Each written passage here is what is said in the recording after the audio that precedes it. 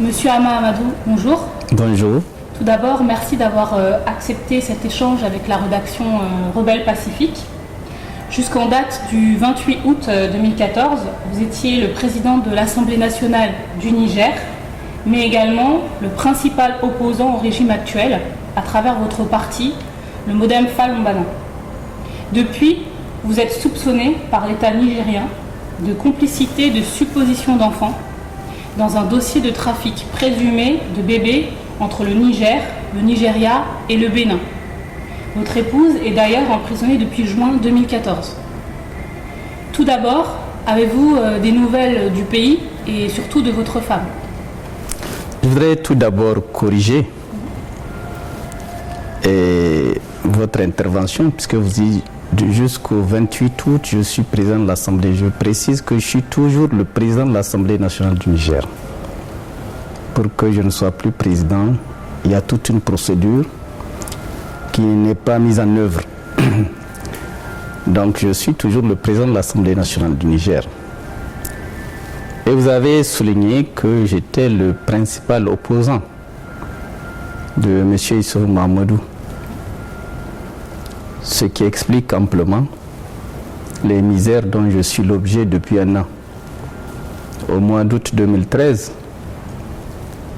nous avons rompu les alliances qui existaient entre nous parce que je rappelle qu'aux élections générales de 2011, ce sont les voix de mon parti qui ont permis à M. Issoufou Mahamadou d'être président de la République.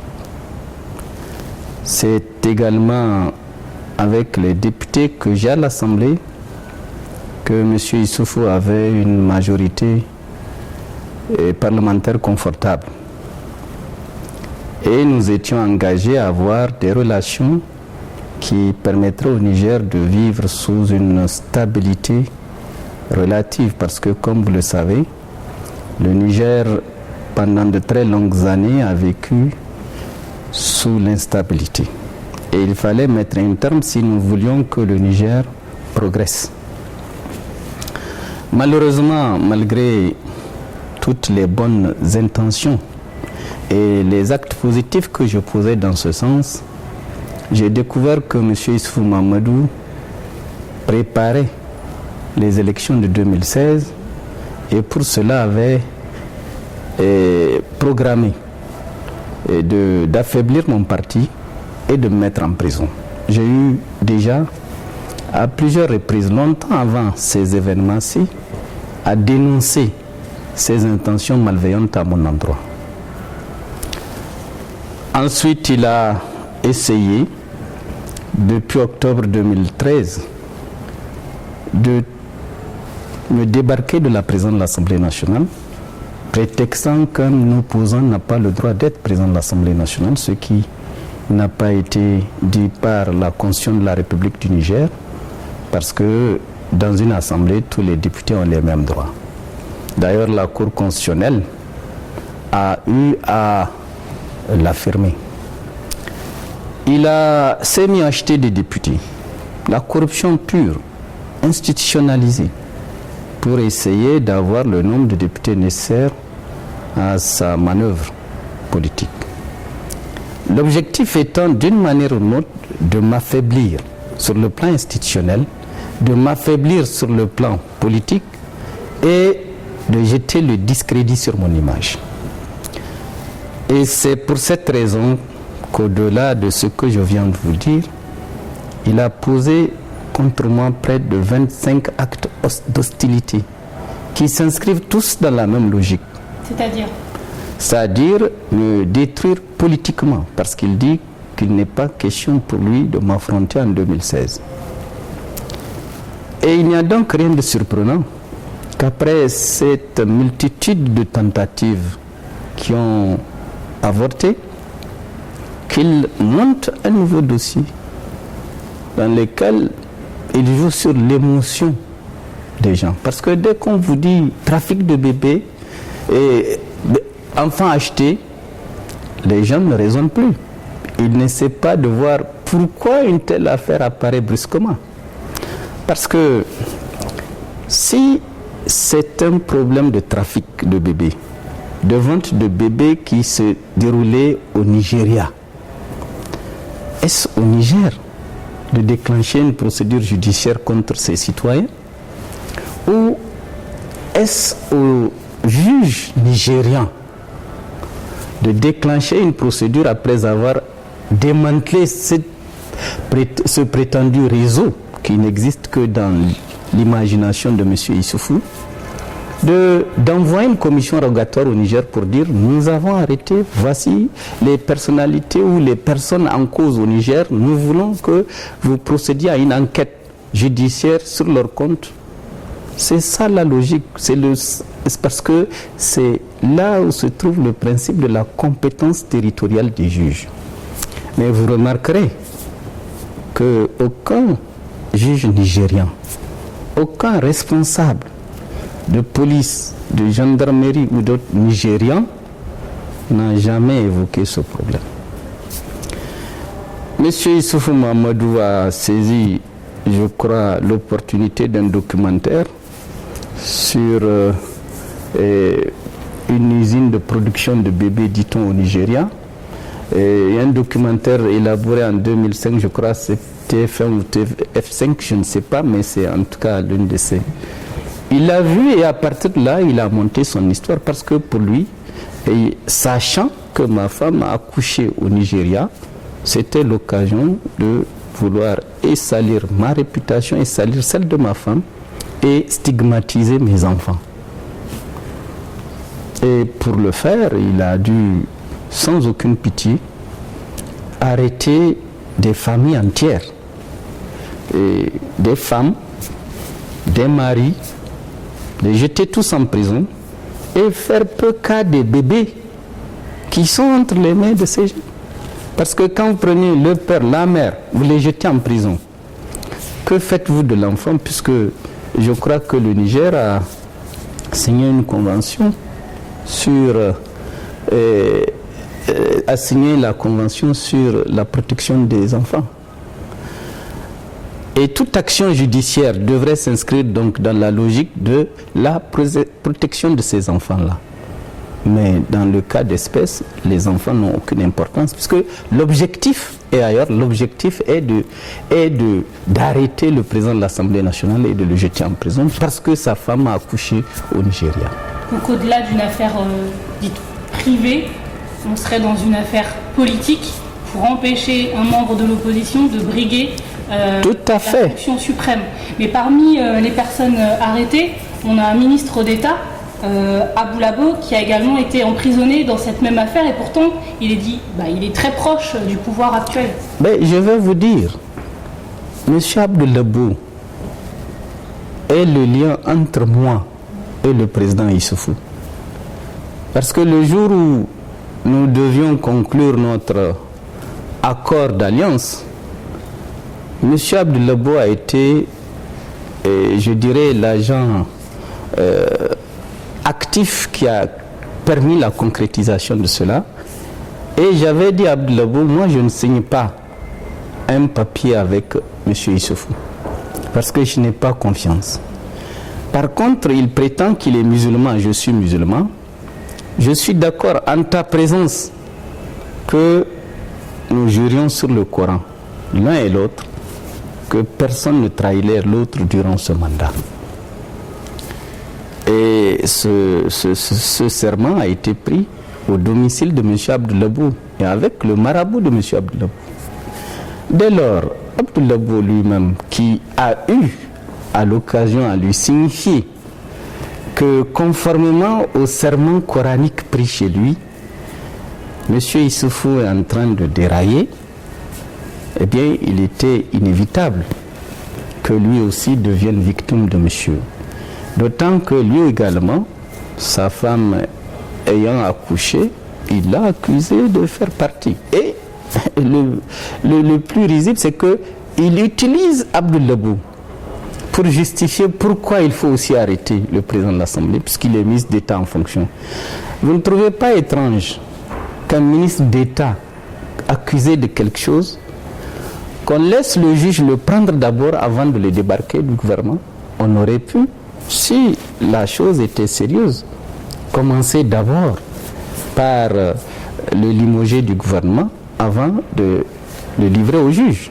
Mais c'est l'inverse qui s'est passé parce qu'il fallait toujours continuer à jouer sur l'émotion des gens et faire en sorte que toute l'opinion dise bon, on a arrêté un ministre d'État, ben donc c'est logique, il faut aussi arrêter le président de l'Assemblée nationale. C'est une construction, mais une construction malveillante. Monsieur Issoufou ne recule devant rien pour parvenir à ses fins. C'est ça malheureusement la triste vérité. Donc nous sommes ici ensemble à Paris. Pour quelles raisons avez-vous quitté le Niger pour le Burkina Faso dans un premier temps, puis ensuite la France? Vous avez tous suivi et sans doute la procédure un peu cavalière qui a été utilisée en vue de m'arrêter. Dans tous les pays démocratiques du monde, le député bénéficie de l'immunité parlementaire. Avant de le poursuivre devant les tribunaux, avant de l'entendre, avant de l'arrêter, le juge a d'abord besoin de requérir que l'Assemblée nationale lève son immunité. Dans le cas d'espèce, se fondant sur un alinéa de notre règle de la Constitution qui dit hors session, un député ne peut être arrêté qu'avec l'autorisation de l'Assemblée. Bon, ils ont dit donc qu'ils n'ont pas besoin de lever l'immunité du député que je suis, mais de l'arrêter. Mais vous arrêtez un député qui n'a pas fait l'objet d'une poursuite judiciaire. Vous l'arrêtez, vous le livrez à un juge qui ne peut pas l'écouter puisque son immunité n'a pas été levée. Vous cherchez quoi? Pas à le poursuivre en justice, mais juste à l'arrêter. Devant l'évidence de cette situation et les informations parallèles que j'ai eues à ce sujet, leur intention c'est de m'arrêter pour pouvoir m'éliminer physiquement à travers un empoisonnement. Je mène un combat politique et je suis déterminé à ne rien faciliter à M. Issoufou Mahamadou dans ce domaine. Vous avez l'intention d'intenter votre intégrité physique. Est-ce que vous êtes en position de preuve qui peuvent justement apporter des éléments dans ce sens? Et je vous rappelle à ce sujet qu'au mois de février, j'avais déjà annoncé dans un meeting public que le pouvoir en place avait chargé un transitaire résident à Zender, au Niger, sur la frontière avec le Nigeria, de chercher à recruter des tueurs au Nigeria pour m'abattre. Parce que tout le monde l'a entendu, notre fameux ministre de l'Intérieur, M. Massoudou, a eu le temps de déclamer sur RFI que leur intention, c'est de m'isoler et de me traiter comme tel. Et par la suite, des informateurs sont venus me dire qu'ils ont eu une réunion afin de mettre en œuvre cette lamentable décision. Et de Zender, des informateurs sont venus me dire qu'ils ont contacté le gars, ils ont eu 2 réunions avec lui et il doit aller au Nigeria chercher les tueurs. C'est pourquoi je l'ai dénoncé de manière préventive au cours de ce meeting. Et le lendemain, j'ai quitté pour une mission que je devais faire en Iran.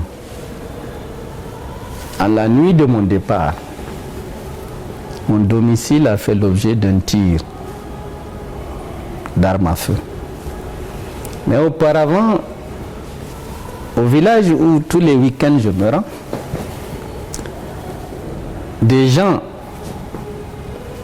en tout cas ce que les villageois ont dit, et nous les avons fait enregistrés sur le truc d'huissier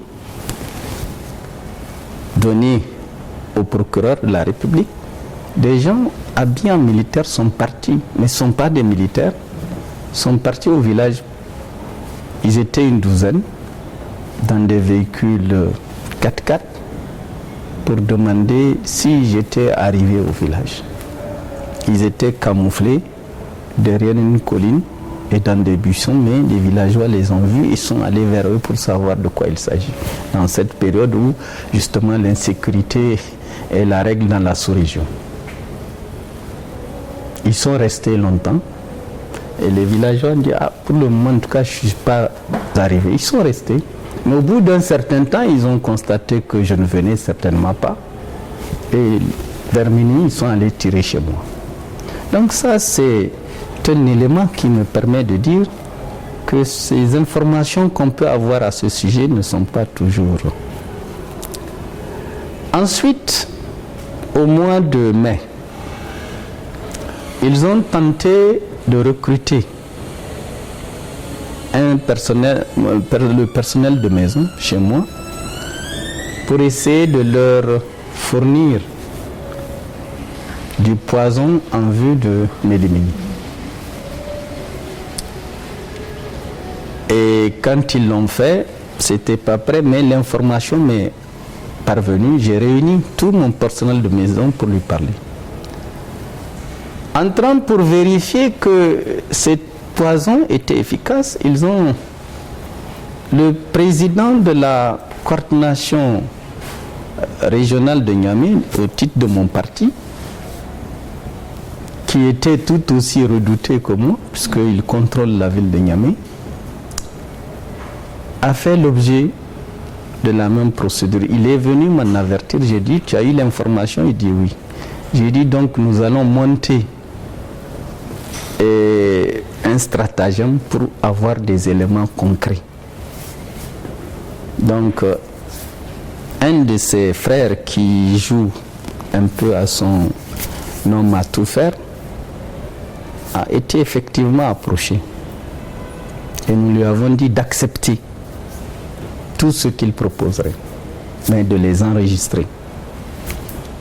J'ai les enregistrements. Ils ont parlé un peu en français, un peu en germain, un peu en haussa. J'ai l'enregistrement actuellement avec moi. Et il a été convenu qu'ils allaient lui verser 40 millions de francs CFA s'il administrait le poison. Il a eu le poison. Il est venu nous le présenter. Nous avons les enregistrements. Et à la suite de ça, donc, j'ai dénoncé cela dans un journal local pour dire voilà les intentions du pouvoir à notre égard. Le procureur, qui normalement devait procéder à une enquête pour voir quelles sont ces personnes avec les éléments qu'on aurait pu leur fournir, a plutôt voulu engager une procédure contre moi, moi qui suis censé être la victime. Donc ces éléments existent. Donc la volonté de m'empoisonner est déjà manifeste. Et quand la procédure visant à mon arrestation a été engagée, de sources sûres mais multiples, puisque venant de leur milieu, parce que quelle que soit l'animosité qu'un groupe de personnes peut avoir contre vous, dans ce groupe, il y a des gens qui ne partagent pas la même vision ou qui ne veulent pas endosser des péchés. Donc, ils sont venus m'informer, attention, voilà ce qu'ils veulent t'arrêter. Ce n'est pas, leur intérêt n'est pas dans une procédure judiciaire, ils savent que celle-ci ne va pas prospérer. Mais c'est t'arrêter au moins une semaine pour pouvoir t'administrer et disent, c'est ce que les informateurs m'ont dit, qu'ils ont fait venir de Libye un poison avec un spécialiste qui sait administrer ce poison. Et d'une manière donnée, une fois qu'ils m'auraient arrêté, ils allaient se débrouiller pour que je sois en contact avec ce poison. Ce poison agit 3 mois après. D'ici là, on m'aura libéré. mais je vais venir libre, mourir comme ça, brutalement, on va dire. Donc, devant la concordance des informations et les précédents que j'ai eu à évoquer tout à l'heure, il serait de ma part bien bête de prendre à la légère de telles informations. Et c'est pourquoi j'affirme que l'intention de M. Issoufou parce qu'il l'a dit au cours d'une de ses conversations, il dit à qui veut l'entendre que non, le président Hama Amadou veut faire un coup d'État pour qu'on l'élimine. Je suis militaire et suis en contact avec quel militaire? Et que donc ce sera lui ou moi, c'est ce qu'il dit. Donc c'est-à-dire s'il ne finit pas avec si je ne finis pas avec lui, lui il va en finir avec moi. Donc quand vous entendez des propos de ce genre de la bouche de votre adversaire principal qui a les moyens de mettre en œuvre tout ce qu'il dit, puisqu'il a le pouvoir, il a l'argent comme ils disent, mais vous devez faire quoi? Prendre vos dispositions pour ne pas vous faire avoir. Voilà. Donc puisque aucune procédure légale, aucune règle n'est respectée, j'ai dit, je sais que sur le plan international, ils ont abreuvé suffisamment les médias de cette prétendue supposition d'enfant. J'ai dit, bon, la meilleure manière pour moi de me défendre, c'est de venir dans un véritable état de droit. Là où, pour m'arrêter, ils seront obligés d'exporter le dossier. Parce que si on envoie aujourd'hui un mandat d'arrêt contre moi en France, ils seront bien obligés d'envoyer le dossier d'incrimination devant la chambre d'instruction de Paris. Et à ce moment, on verra si dans ce dossier, de près ou de loin, je suis incriminé en quoi que ce soit. Donc c'est la raison pour laquelle je suis et j'attends qu'ils envoient un mandat d'arrêt international pour dire de m'arrêter. Pour la consommation locale, c'est facile de fabriquer un dossier. Mais sur le plan international, pour justifier le bien fondé des accusations portées, il faut bien que la procédure soit respectée et que le dossier soit examiné. Et je suis convaincu qu'à ce moment, le monde entier saura que ce dossier est d'abord politique. Il n'a rien de judiciaire. Parce que je vous informe que le juge n'a jamais demandé à me voir. Le juge n'a pas requis mon arrestation. Le juge n'a pas requis la levée de mon immunité. C'est au procureur qui dépend du ministre de la Justice qu'il a été demandé de requérir mon arrestation. Or, il y a un principe, quand un dossier est entre les mains du juge d'instruction, le procureur, sauf en cas de réquisitoire supplétif, ne peut pas s'immiscer dans le traitement du dossier par le juge d'instruction, et c'est ce qu'il a fait. Et le juge, tout naturellement, a dit, moi je ne l'ai pas appelé, eh bien moi je l'arrête, je n'envoie pas de mandat pour l'arrêter. Donc ils sont là en train de se débrouiller pour trouver une formule. Mais dans tous les cas, le juge d'instruction, lui, sait quel est le contenu du dossier. Il sait si ce dossier m'accable d'une manière directe ou indirecte. Et on parle de supposition d'enfant. La supposition d'enfant, c'est une simulation d'accouchement par une femme. S'il vous plaît, comment un homme peut-il être complice d'une simulation d'accouchement? Je suis un gynécologue ou quoi? Donc vous voyez bien qu'il y a un problème. Au lieu de chercher un homme politique, on dit qu'il a détourné, qu'il a fait. Mais pendant les 9 ans où j'ai été Premier ministre au Niger, il y a suffisamment de matière, si je n'étais pas intègre, de trouver des trucs pour m'opposer. Mais pas complice d'une simulation d'accouchement. Est-ce que ça a un sens? Si encore j'ai dit c'est moi qui ai fait accoucher ma femme, là on peut dire, mais là, quand ma femme a accouché, j'étais au Maroc. Alors comment on peut dire que je suis complice d'une simulation? Et puis, est-ce qu'on a prouvé que ma femme a simulé un accouchement? Parce qu'il n'y a aucune preuve. Ils n'ont absolument rien. Mais nous sommes dans un régime stalinien au Niger. On accuse et l'accusation vaut condamnation. Malheureusement pour eux, l'état de droit dit autre chose.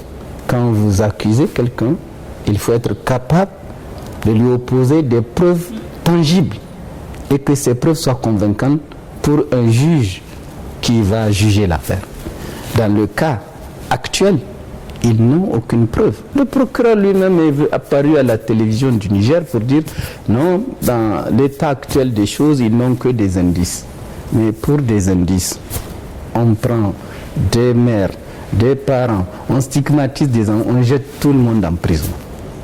Dans quel pays où la justice est bien faite, cela est-il possible?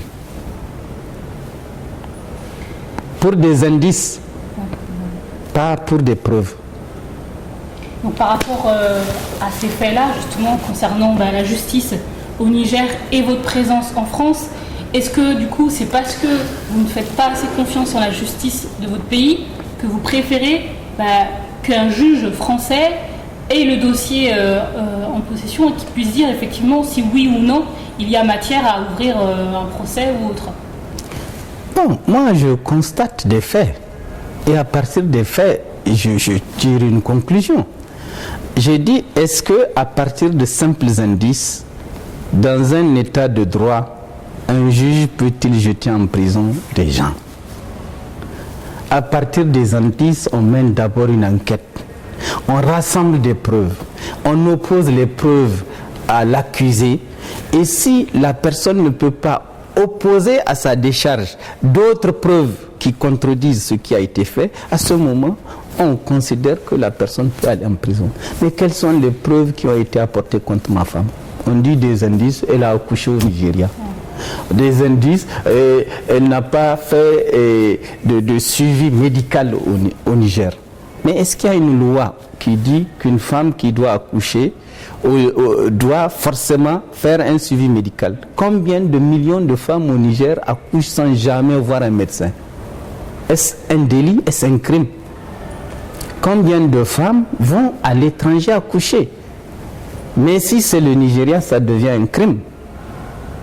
C'est même une insulte vis-à-vis du Nigeria, notre grand voisin. Il faut quand même se poser des questions sur la pertinence de tout ce qui est en train de se faire. Donc votre lien avec cette affaire de supposition d'enfant, il est nul? Le seul lien, c'est ma femme qui est accusée à tort. Et donc, jusqu'à ce que des preuves soient apportées, que ma femme est coupable d'une simulation d'accouchement, je dis que le dossier n'a qu'une vocation et un intérêt, c'est de pouvoir m'éliminer politiquement pour qu'en 2016, je n'ai pas affronté M. Issou Mamadou. Mais Inch'Allah, je vais l'affronter et je vais le battre. Comment vont se dérouler vos prochains jours ici à Paris? Vous savez, comme je vous l'ai dit, j'attends qu'ils envoient leur mandat d'arrêt international. J'ai vu déjà mon avocat, nous attendons. Et je sais que mes avocats qui sont au Niger savent qu'il n'y a rien dans le dossier. Alors je me demande bien comment ils vont faire.